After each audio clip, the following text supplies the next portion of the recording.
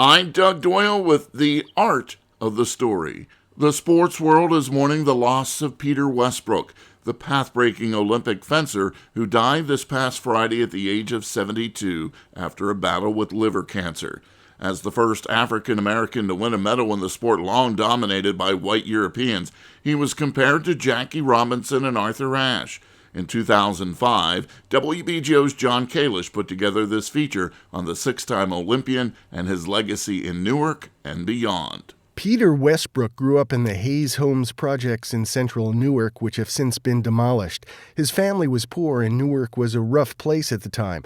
Westbrook still remembers the riots in 1968 that followed the assassination of Dr. Martin Luther King Jr. I just saw everybody else running in the stores, taking things.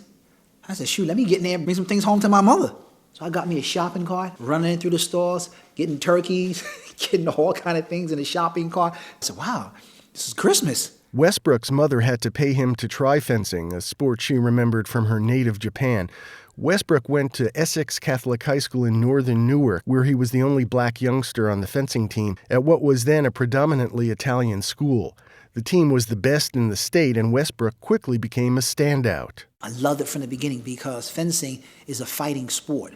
And in my family, my mother used to hit me. In the schools, people used to hit me. I used to hit people. In the environment, in the neighborhood, it was always fighting. So to me, fencing seemed like a natural fighting sport. To me, it kind of fit in with everything that I've been through. In 1970, Peter Westbrook was given a full scholarship to NYU, a powerhouse in collegiate fencing. He won the NCAA championship in 1973. Westbrook went on to win the national saber fencing title for an unprecedented 13 years and 3 gold medals at the Pan American Games. When he took home a bronze at the 1984 Olympics, it was the first time in 24 years an American had won an Olympic medal in fencing. This was back in the days when fencing bouts were judged by human eyes. Today in fencing, the points are scored electronically. The weapon and the protective suit are wired, and a light goes off when the weapon touches a fencer. Westbrook says the judges often didn't credit him with touches because of the color of his skin.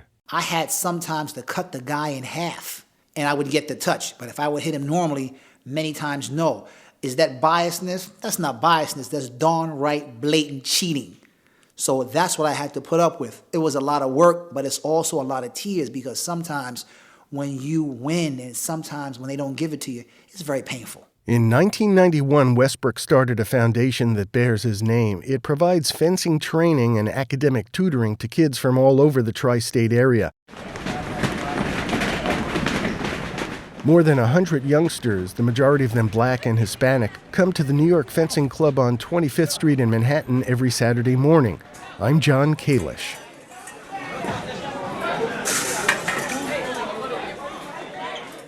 Newark's own trailblazer, Peter Westbrook, dead at the age of 72. I'm Doug Doyle, WBGO News.